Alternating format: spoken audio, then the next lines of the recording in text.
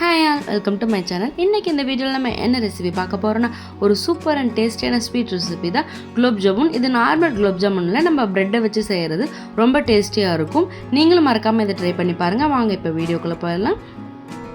நான் நார்மலாக பேக்கரியில் நம்ம வாங்குள்ள அந்த ப்ரெட் தான் எடுத்திருக்கேன். ஒரு 10 பீஸ் பக்கம் எடுத்துக்கோங்க. அதோட ஓரெல்லாம் இந்த மாதிரி கட் பண்ணிவிட்டு சின்ன சின்ன துண்டுங்களாக கட் பண்ணி நம்ம மிக்சியில் போட்டு நல்லா அரைச்சி எடுத்துக்கலாம். ஒரு 2 பல்ஸ் விட்டால் போதும், நல்லா பொடி பொடியாக அரைஞ்சி வந்துடும். நீங்கள் இது வரைக்கும் நம்ம சேனலை சப்ஸ்கிரைப் பண்ணலாம், மறக்காமல் சப்ஸ்கிரைப் பண்ணிக்கோங்க. அப்படியே பக்கத்தில் இருக்க பெல் ஐக்கானை கிளிக் பண்ணிக்கோங்க. அப்போ தான் நம்ம போகிற எல்லா வீடியோஸும் உங்களுக்கு வந்து சேரும். இந்த மாதிரி மிக்ஸில் ஒரு 2 பல்ஸ் விட்டு எடுத்ததும் இந்த மாதிரி தூள் தூளாக இருக்கும். இதை நம்ம ஆட் பண்ணிவிட்டு நல்லா கையில் ஒரு டைம் மிக்ஸ் பண்ணி விட்டுக்கோங்க. கெட்டியாக இருந்து அதை உடச்சி விட்டுருங்க. இதுக்கு நம்மளுக்கு 1/2 டம்ளர் தான் பால் தேவைப்படும். பால் கொஞ்சம் கொஞ்சமாக ஆட் பண்ணி நல்லா மிக்ஸ் பண்ணிக்கோங்க. நல்லா நம்மளுக்கு சப்பாத்தி மாவு பானையோம்ல அந்த பதத்தில் வேணும்.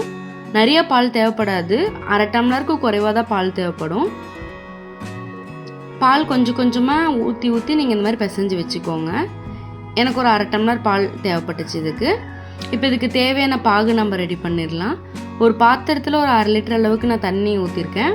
அது கூடயே ஒரு 1/4 கிலோ அளவுக்கு சர்க்கரை நம்ம சேர்த்துக்கலாம். உங்களுக்கு சர்க்கரை எவ்வளோ வேணுமோ அதுக்கேற்றபடி சேர்த்துக்கோங்க. சேர்த்துட்டு இது நல்லா மிக்ஸ் பண்ணி விட்டுக்கோங்க. இந்த சர்க்கரை எல்லாம் தண்ணியோடு நல்லா கரைஞ்சி வரணும்.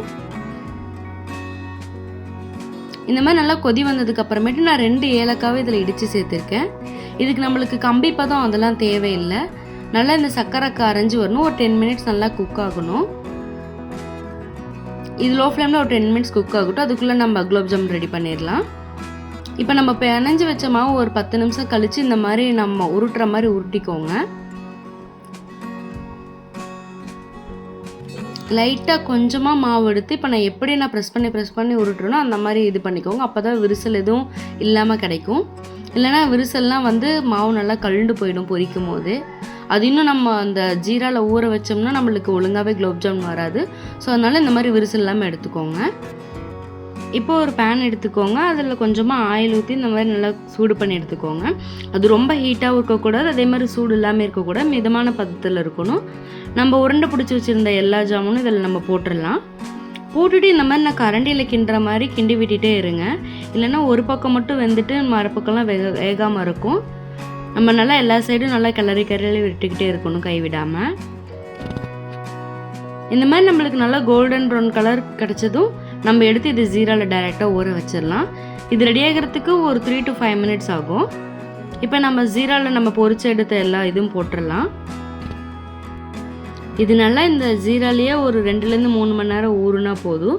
அவ்வளோதான், நம்மளுக்கு சூப்பர் அண்ட் டேஸ்டியான bread gulab jamun is ready. இந்த ரெசிபி நீங்கள் மறக்காமல் வீட்டில் ட்ரை பண்ணி பாருங்கள். ட்ரை பண்ணி பார்த்துட்டு எப்படி இருக்குன்னு கமெண்ட் சொல்லுங்கள். இந்த மாதிரி ஈஸியான ரெசிபிஸ் உங்களுக்கு வேணும்னா மறக்காமல் நம்ம சேனலை சப்ஸ்கிரைப் பண்ணிக்கோங்க. அப்போ தான் நம்ம போகிற எல்லா வீடியோஸும் உங்களுக்கு வந்து சேரும். தேங்க்ஸ் ஃபார் வாட்சிங்.